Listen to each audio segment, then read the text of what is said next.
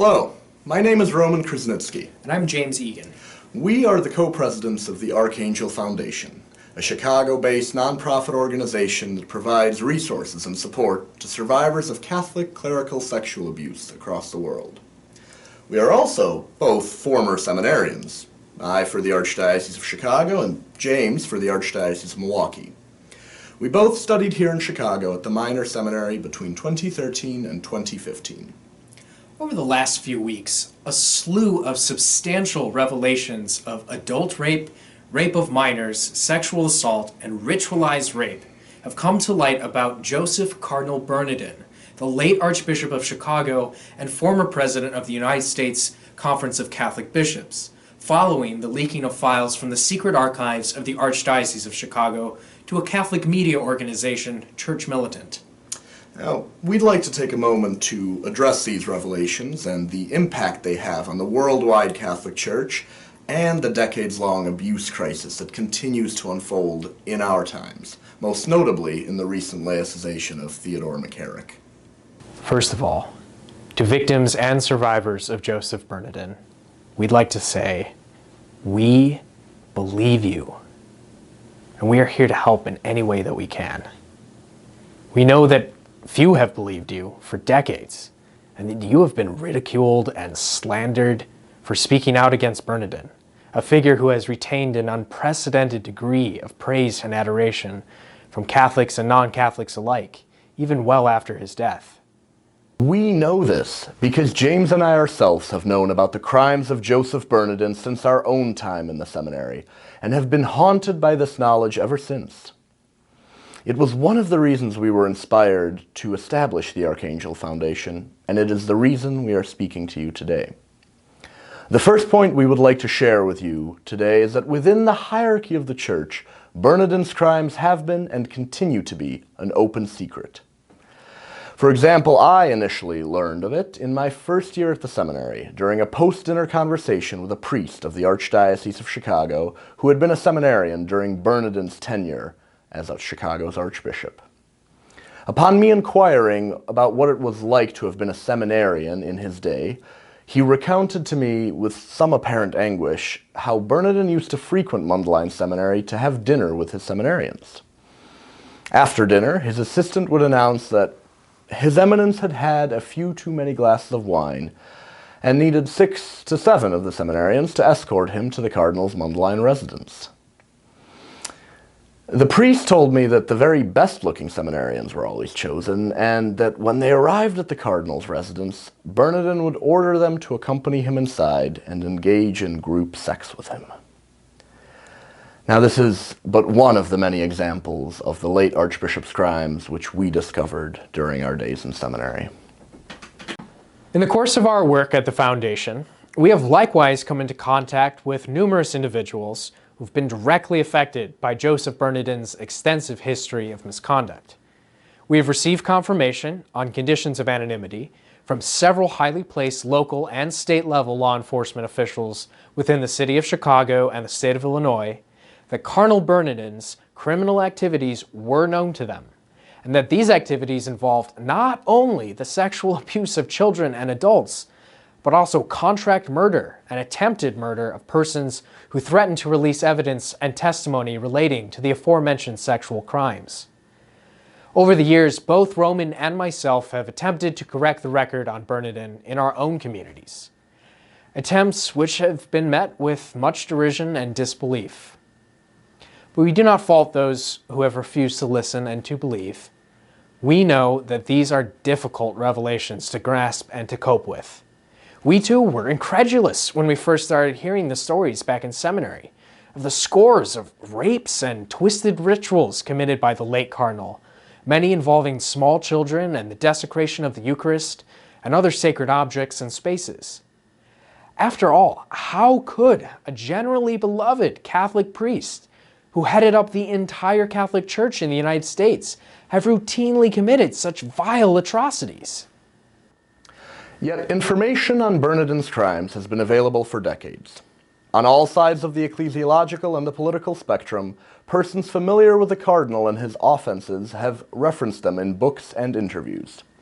On the traditional end of the ecclesiological spectrum, the late Father Malachi Martin, in the first section of his 1996 best-selling factional church expose titled Windswept House, describes the group rape of a small girl, codenamed Agnes in the book, by a young Father Joseph Bernardin and his bishop, John Joyce Russell of Charleston, South Carolina. The Archdiocese of Chicago's files on Agnes's real-life case, which established the veracity of Father Martin's account, were among the documents leaked a few weeks ago to Church Militant, and show that both U.S. church officials and the Vatican were aware of Bernardin's offenses, yet took no action. At the same time, on the progressive end of the ecclesiological spectrum, Father Andrew Greeley, the very man who reportedly helped Bernardin secure his appointment as Archbishop of Chicago, in his 1981 equally thinly veiled factional novel, The Cardinal Sins, alludes to the dossier Greeley himself kept on the sexual misdeeds of the real-life Cardinal Bernardin, using the novel as a blackmail threat, a fact which Bernardin himself confronted Greeley about in a later conversation with the author priest. More direct information on Bernardin's crimes can be found in Randy Engel's 2006 magnum opus, The Rite of Sodomy, which details the countless settlements reached between several dioceses and Bernardin's victims, and enumerates the aggressive cover-ups of scores of abuses committed by priests under Bernardin's authority. Most notable are ex-seminarian Stephen Cook's $3 million settlement with the Archdiocese of Cincinnati, multiple settlements with seminarians at Immaculate Heart of Mary Seminary in Winona, Minnesota, as well as a well-researched account of Bernardin's connection to the murder of St. Anthony of Padua Parish's choir director, Francis Pellegrini, in Chicago.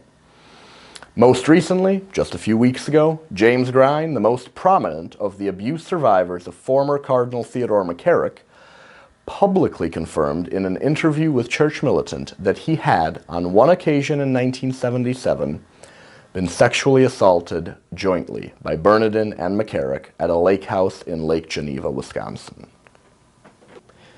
Joseph Bernardin may have died 2 decades ago, but his legacy looms large over the U.S. Catholic Church to this day. As Cardinal Archbishop of Chicago and President of the United States Conference of Catholic Bishops, Bernardin had a hand in everything from selecting priests for key roles in the U.S. episcopate, to overhauling liturgical norms, seminary formation programs, and official teachings and stances on social activism, most notably on issues of human life and sexuality. In the words of another friend of his, disgraced Archbishop Emeritus Rembert Weekland of Milwaukee, quote, "Joe's role in the Bishops' Conference was pivotal. He was president of the conference when I was named a bishop and subsequently chaired many of its committees. Whenever there were conflicting views on a document or how to proceed, his advice would carry the day. He had gained the trust of all as a consensus builder and the reputation among the bishops as a centrist. I soon found that Joe was every bishop's friend, always available to those who sought his advice and support." End quote. Many of the policies introduced into the U.S. Catholic Church by Bernardin form the basis of the modus operandi of the U.S. bishops up to this very day, and many of the men advanced by him occupy leadership positions in the U.S. episcopate today. Due to this, we are calling on church and civil leaders to do what was done in the case of Bernardin's good friend, former Cardinal Theodore McCarrick, and cleanse the institution from the marks he left on it. First, we call on church leaders to remove Joseph Bernardin's name from all buildings, institutions, and awards, including but not limited to the Catholic Campaign for Human Development's Cardinal Joseph Bernardin New Leadership Award, Loyola University Chicago's Cardinal Bernardin Cancer Center, Chicago's Cardinal Joseph Bernardin School, and Cardinal Bernardin Early Childhood Center, the USCCB's Joseph Cardinal Bernardin Award for Social Justice and Anti-Poverty, and the Chicago Theological Union's Bernardin Center for Theology and Ministry. Additionally, we urge educational and honorary institutions such as the University of Notre Dame, College of the Holy Cross, South Carolina Hall of Fame, and the Lincoln Academy of Illinois to posthumously rescind any honorary degrees and awards granted to Joseph Bernardin. Furthermore, we call on the Archdiocese of Chicago, Cincinnati, and Atlanta, along with the Diocese of Charleston, South Carolina, all being dioceses where Bernardin served and held high or top-level posts, to release any and all files pertaining to his misconduct from both their general and their secret archives. We also appeal to the Holy See's Congregation for the Doctrine of the Faith to release their files on the late Cardinal. Likewise, we urge active and retired law enforcement officials with knowledge of Joseph Bernardin's crimes to come forward publicly with their information and to release copies of any relevant files in their possession. We advise the United States Conference of Catholic Bishops to commission a thorough and independent review of bishops and priests with close ties to both Joseph Bernardin and Theodore McCarrick, and to remove any complicit clerics from their posts and from active ministry. It should now be evident to all that Joseph Bernardin has left behind a horrifying legacy of brutality throughout the Catholic Church and the United States. Although many church leaders are still complicit in the cover-up of Bernardin's crimes, and many are still in denial of the horrifying truth behind this man, we at the Archangel Foundation pledge ourselves to work tirelessly to further expose the truth about Bernardin and bring some closure to the survivors left in his wake. To survivors of Bernardin's abuse and exploitation, we say again, we believe you. We know that over the years you have been dismissed and mocked by many, especially by church leaders dedicated to covering up Bernardin's innumerable crimes. We honor you for your courage and perseverance in the face of such an overwhelming evil. You have carried a burden unjustly and cruelly forced upon you. If there is any way we can be of assistance as you continue your path to healing, please know that we are here for you.